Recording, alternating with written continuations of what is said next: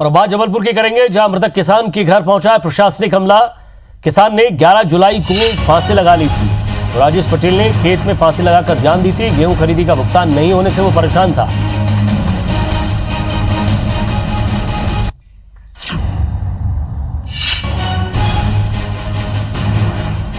मृतक किसान के घर प्रशासनिक अमला पहुंचा है, बातचीत कर रहा है और हर संभव मदद का भी भरोसा दिलाया है।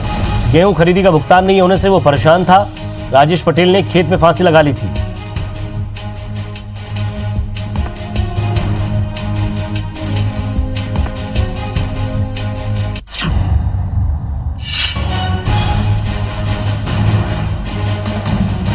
तो मृतक किसान के घर प्रशासनिक अमला पहुंचा है। किसान ने 11 जुलाई को फांसी लगाई थी।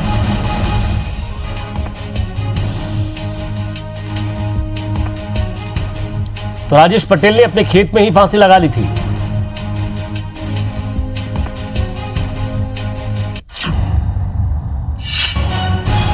हमारे संवाददाता विजेंद्र पांडे हमारे साथ जुड़ गए। विजेंद्र, जिस तरह से प्रशासनिक अमला पहुंचा है, क्या भरोसा दिया है परिवार को, कोई आर्थिक मदद?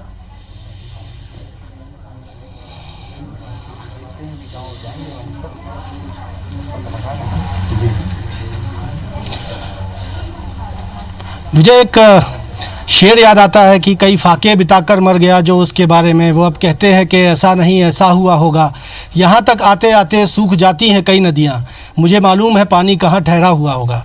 दरअसल शासकीय योजनाएं जो हैं वो संबंधित हितग्राहियों तक पहुंचाने का दावा तो ज़रूर होता है, लेकिन ऐसा ही एक नियम किसानों के भी संदर्भ में है। ये नियम विजय ये कहता है कि यदि किसान उपार्जन उसके उपज का होता है, समर्थन मूल्य पर होता है, तो 3 दिन में परिवहन हो जाएगा और 7 दिन के भीतर उसके खाते में भुगतान हो जाएगा। लेकिन जबलपुर में बड़ी संख्या में ऐसे किसान हैं जिनको बीते साल हुई धान खरीदी का भुगतान अब तक नहीं हुआ, और इस साल 2 महीने 2.5 महीने पहले जिन्होंने गेहूं बेचा, ऐसे भी किसान बड़ी संख्या में हैं जिन्हें अब तक भुगतान नहीं हुआ। ऐसा ही एक किसान जबलपुर के पनागर ब्लॉक के बमनौदी का था, राजेश पटेल। उसके घर में इस वक्त मैं मौजूद हूँ। हालांकि राजेश पटेल ने हालातों से तंग आकर खुदकुशी कर ली, अपने खेत में ही खुद को फांसी लगा ली, आत्महत्या कर ली। और ये हालांकि 11 जुलाई की घटना है। उसके बाद पुलिस इन्वेस्टिगेशन कर रही है। प्रशासन का अमला यहाँ पर आज पहुँचा, बयानात परिजनों के लिए गए। लेकिन इस घर में इस वक्त मैं मौजूद हूँ। दुखों का पहाड़ इस घर पर, इस परिवार पर जाहिर तौर पर टूट गया है। आप लक्ष्मी जी को देख रहे हैं, लक्ष्मी नारायण जी। उनका इकलौता ये बेटा था राजेश, और राजेश का इकलौता बेटा जो है 10 साल का, वो यहाँ पर आप देख सकते हैं। और सवाल इन तमाम चेहरों के यही हैं, यही सवाल ये पूछ रहे हैं कि आखिर जब शासन का नियम है कि 7 दिन के भीतर भुगतान हो जाना था, तो आखिर ये भुगतान 2 माह बाद क्यों नहीं हुआ? और आखिर ऐसे में यदि वो परेशान था, और संभवतः बताया जा रहा है कि उसी वजह से फांसी इन्होंने लगा दी, भुगतान ना मिलने की वजह से, तो इसका जिम्मेदार कौन है? राजेश के पिताजी इस वक्त हमारे साथ हैं, उनसे बात करने की कोशिश करेंगे। दादा, क्या घटनाक्रम हुआ, क्यों आपके बेटे ने इस तरह का कदम उठाया? अब जी जानकारी तो मेरे को नहीं है साहब, और न मैं क्या बता पाऊँ। खेती वो खुद ही करता था? हम खेती भी खुद ही, सब पूरा होलसेल उसी तो पूरा था। बता रहे हैं कि पैसा नहीं आया था उसका, सब कुछ चोखा रोखा जितना भी याद सब वही करता रहा। मेरे का कोई जानकारी में नहीं। तो परिवार की जिम्मेदारी वही उठाता? हाँ, पूरी परिवार की जिम्मेदारी वही उठाता था। उनके चाचा भी हैं, बेटे भी हैं। कितना भुगतान बचा हुआ था उनका मिलना? उनका 141 कट्टी का भुगतान रह गया था। रेपसन में है वो गेहूँ, ये रिजेक्शन कर दिया गया था। हाँ जी। तो परेशान चल रहा था इस वजह से? भाई परेशानी तो होगी, पैसा नहीं आया। देखिए, मानसिक परेशानी के किस दौर से कोई शख्स किसान गुजर सकता है। उसे बीती फसल बिक्री का पैसा नहीं मिलता है, अगली खरीफ की फसल की बुआई करनी है, पैसा चाहिए, और ऐसे में 7 दिन का नियम है विजय, लेकिन महीनों बाद पैसा नहीं मिलता है, और इस तरह से किसान आत्महत्या कर लेता है। भारतीय किसान संघ से जुड़े हुए तमाम लोग हैं, मैं उनसे बात करने की कोशिश करूँगा।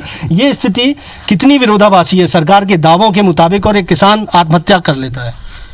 निश्चित रूप से ब्रजेन जी, ये बहुत विरोधाभासी है, और ऐसे परिवार के लिए हम शोक संवेदना में शामिल हैं। क्या कार्रवाई की मांग करते हैं आप? क्या एक सामान्य मार्ग कायम करके पुलिस कार्रवाई करेगी कि व्यवस्था दोषी है? इसके लिए क्या कार्रवाई होनी चाहिए? ब्रजेन जी, इसमें सिर्फ व्यवस्था दोषी है, और मैं आपके चैनल के माध्यम से कहूँगा कि किसान संघ इसके बारे में निरंतर शासन को अवगत कराता रहा है, और इसमें पूरा जिम्मेदार डीएमओ का है और उसकी टीम। मैं तो आपके चैनल के माध्यम से सरकार को कहूँगा कि यहाँ ये डीएमओ और उसकी टीम पूरी अली बाबा 40 चोर है। आज जबलपुर का अन्नदाता दर दर भटक रहा है, अभी तक उसका पैसा नहीं आया। देखिए, आपके आंखों में आंसू भी साफ झलक रहे हैं, क्योंकि एक पीड़ा हम पेशा किसान की मौत की है। और न सिर्फ एक किसान की कहानी है विजय, ये जबलपुर में सैकड़ों की संख्या में किसान हैं। सवाल उठता है कि जब किसान अपनी उपज बेचता है तब उसकी ग्रेडिंग की जाती है, ये तय किया जाता है कि गुणवत्ता है, जब सर्वेयर पास करता है तभी वो गोदाम तक पहुंचता है। लेकिन बाद में जब वेयरहाउस में ये पूरी फसल जाती है, बाद में उसे घटिया बता दिया जाता है, मानक बता दिया जाता है और रिजेक्शन में डाल दिया जाता है, और ऐसे में किसानों का भुगतान रुक जाता है। तो एक तरह से पूरा जो नेक्सस है, ये जो बड़ा फर्जीवाड़ा करने वाला अधिकारियों और सहकारी समितियों का गिरोह है, उनके फर्जीवाड़े का किसान जब का खामियाजा किसान को जबलपुर में भुगतना पड़ रहा है, और ऐसे ही किसान ने मौत को गले लगा लिया। अब इंतज़ार इसी बात का है कि इस मामले पर उन तमाम अधिकारियों और समिति प्रबंधकों पर भी कार्रवाई हो जिनकी वजह से उसे अब तक भुगतान नहीं मिल पाया। हालांकि जबलपुर कलेक्टर भरत यादव से इस मामले पर विजय हमारी बात हुई है। उनका कहना है कि ये भुगतान जो रिजेक्शन में गेहूँ गया था राजेश पटेल का, वो रिजेक्शन में अपग्रेडेशन हो गया है और आने वाले कुछ दिनों में उसे भुगतान मिल जाएगा। लेकिन विजय, सबसे बड़ा सवाल है, जो किसान भुगतान की राह तकते तकते आज इस दुनिया में नहीं है, उसकी मौत के बाद 2 दिन बाद यदि ये पैसा प्रशासन उसके खाते में भेजता है तो ये आखिर इंसाफ कैसा होगा? ये सवाल तमाम किसान और उसके राजेश के जो परिजन हैं उनकी आंखें साफ तौर पर पूछ रही हैं, प्रशासन से पूछ रही हैं कि आखिर ये इंसाफ कैसा है। विजय, 2 महत्वपूर्ण सवाल आपसे यहाँ पूछना चाहूँगा। ब्रजेंद्र, परिवार के कितने लोग जो है वो राजेश पे आश्रित थे? क्या मदद सरकार की तरफ से, प्रशासन की तरफ से मिल रही है? और दूसरा ये कि आखिर राजेश जैसे और किसान परेशान ना हो, उसके लिए सरकार क्या कदम उठा रही है?